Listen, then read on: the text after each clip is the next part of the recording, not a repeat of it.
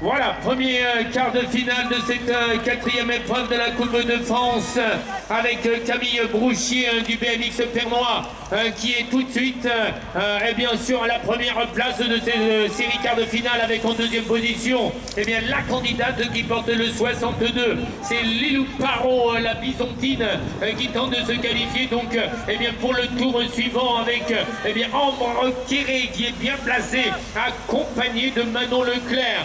L'US Créteil qui tient donc une place qualificative en demi-finale devant pas de changement, Camille Brouchier.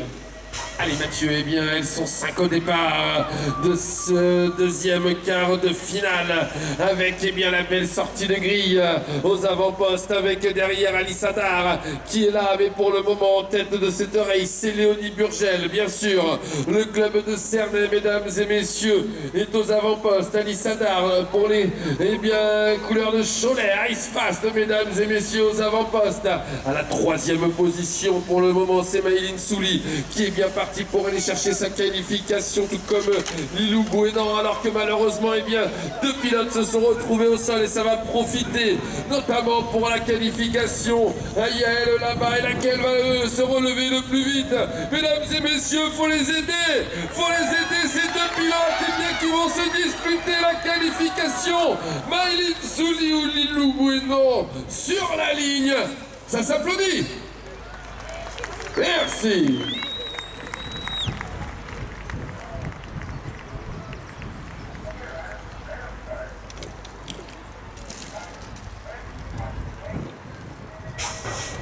Allez, encore un quart de finale de cette catégorie des minimes filles avec Soane Doisneau du club du Limounet.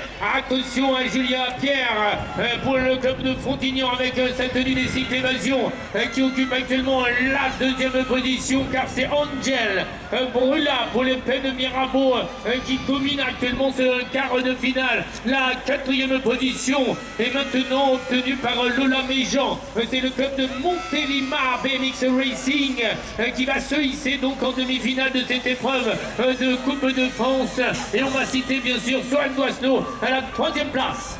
Allez Mathieu, on continue, quatrième quart de finale dans cette catégorie des minimes filles. Et il y a une tenue bleue qui est sortie à fond de la grille de départ. C'est Louise Boisson de Lorient BMX qui fait course en tête, qui va tenter de remporter son quart de finale avec Maïlis Sebrun du BMX Club de Cournon à la deuxième position. La troisième place, j'ai reconnu le style de Mathilde Macron à la troisième position. Et un nom encore à connaître pour le moment, c'est Adénora Durussel qui est bien parti pour aller chercher sa qualification. Adénora Durussel va-t-elle résister dans les derniers mètres à Clarisse Baudet? Oui.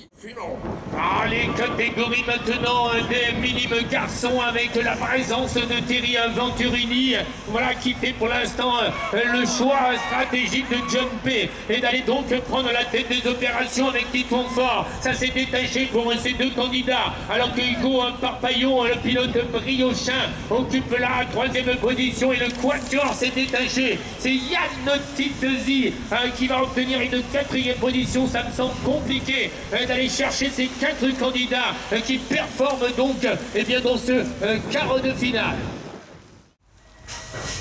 Allez, ça y est, la grille vient de tomber, mesdames et messieurs. Nathan Oliveira, le pilote du club de Cernay, est bien sorti de la grille de départ. Il prend l'intérieur et ressort en pole position de ce premier virage avec dans sa roue arrière, dans son ornière, Léandre Bonnet du club de Dardy qui a quant à lui dans sa roue arrière Yannis Orio à la quatrième place. Pour le moment, le pilote qualifié, c'est Nelio Castoldi, alors que malheureusement le pilote que je viens de vous citer, Nelio Castoldi, s'est retrouvé au sol et c'est le pilote du Bicross Rianais Berry, Samuel Ber. Allez, toujours les minimes pour ces quarts de finale avec Lucas Robert et Jérémy Plongeon complètement à l'intérieur. Ah, Jérémy Plongeon s'est fait un petit peu enfermer. Il sort à la troisième place de ce virage. Le leader, c'est bien Lucas Robert, le club de Cournon, donc qui s'envole vers une éventuelle victoire. Avec à la deuxième position Baptiste Asset, bien placé. Et on va vite également avec Alexandre Besson, le candidat du sous-omnisport, qui tient une place qualificative, la quatrième. Voilà, c'est fait. Le pilote Alexandre Besson se qualifie avec une quatrième place. Oh, Lunoir Square, mesdames et messieurs, est un pilote qui m'a impressionné durant les manches qualificatives par sa puissance. Et oui, regardez comme il casse le son ici. Il a déjà pris 2-3 vélos d'avance, notamment sur Evangio, qui engage la poursuite, qui engage la qualif surtout.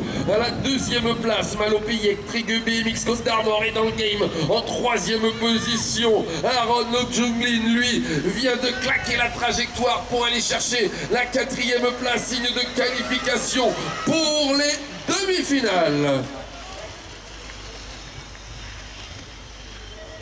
Allez, on change de catégorie maintenant avec les 17 et 24 ans. Allez, regardez toute l'intensité dégagée par l'ensemble de ces candidats. On se livre dans ce premier virage avec actuellement Alexandre Gamet à la tête des opérations. On va voir qui à mi-parcours occupe maintenant la troisième place. Julien Cabado du Mur. Il y a également la plaque 23 de Hugo Tizi, le candidat de Tardilly qui tient une troisième position. Et c'est Adrien Gama, je pense.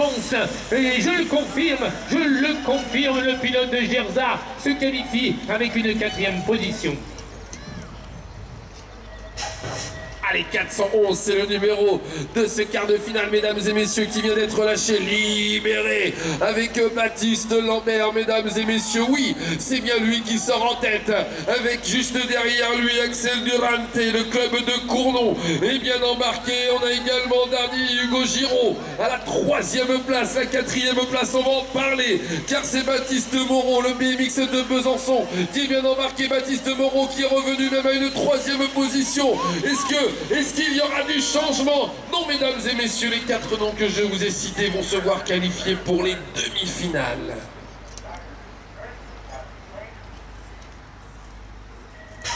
Allez, 35 secondes d'effort pour se positionner en vue d'une demi-finale de la quatrième épreuve de la Coupe de France.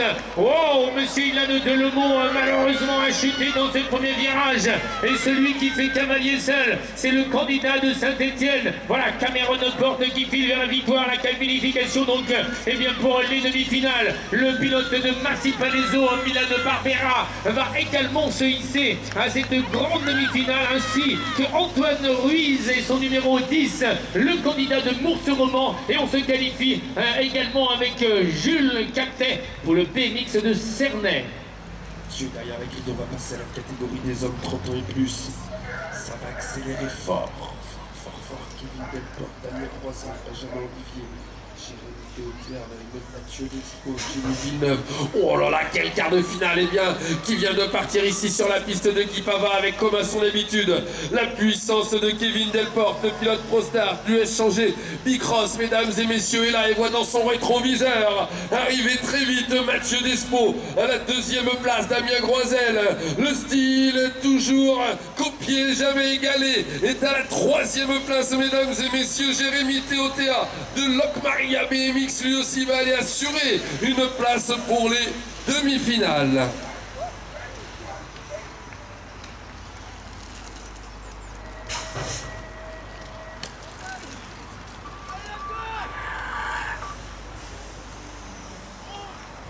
Allez, c'est bien les 30 ans et plus avec monsieur Hugo Dorval, la série 415 qui défile sur la piste avec monsieur Kevin Luna à la deuxième position, et on est déjà lancé dans cette rythme session avec en troisième position eh bien monsieur Thomas Berland du club d'Osny qui va également se hisser eh bien en demi-finale, et réaction, accélération de Tristan Pasquier qui vient de s'insérer à la troisième place après une dernière ligne droite magnifique réalisée par ce candidat. 416, et bien c'est le numéro de ce quart de finale qui vient de sortir de la grille de départ avec Thibaut Chauvin sur les extérieurs. Mais regardez bien Clément Lucas, lui aussi a décidé de faire fort et bien dans ce quart de finale, car il est à la 3e position. Thomas Pépé est à la 2e place, car on est revenu avec Thibaut Chauvin reprendre les commandes. Thibaut Chauvin, Thomas Pépé, Clément Lucas, les deux pilotes de Besançon sont à la 2e et 3e place, et c'est le style, et bien le pilotage de Willy Querel qui ira chercher lui aussi sa qualification pour les demi-finales. Allez, quart de finale des 17-24 ans revient. Logan Le Born notamment qui est resté un petit peu enfermé dans cette pas de but de départ, mais qui fait le choix stratégique de jumper. Et c'est Roi Théo de Massy Palaiso. Voilà le candidat qui domine les débats de ce quart de finale. Attention à Baptiste Prigent qui est rapide également, explosif. À la 2e position, Logan Le Born toujours bien dans le tempo. À la 3e position, rentre dans le money time, mesdames et messieurs. Et on a tenté l'extérieur-intérieur. On a tenté, mais je pense que Théo Gamma du club de Gerza est parvenu à résister et à conserver sa 4e place. Et plus Mathieu, ils sont 6 et bien startés à prendre et bien la porte ici à Guy Pavin, mesdames et messieurs, et la tenue orange d'Aubervilliers d'Alexandre Montléon rentre en tête et sort en tête de ce premier virage avec derrière Antoine de Rouen, le bicross de Mios, le pilote Stay Strong, et bien qui assure tranquillement son passage, mais on arrive fort dans sa roue arrière avec Benjamin Sini qui va maintenant prendre la corde pour essayer d'assurer sa 3e position. Il va nous rester un nom à connaître, Pierre qui a tenté et bien la trajectoire, mais on aura bien résisté avec Charlie Lallemand de voir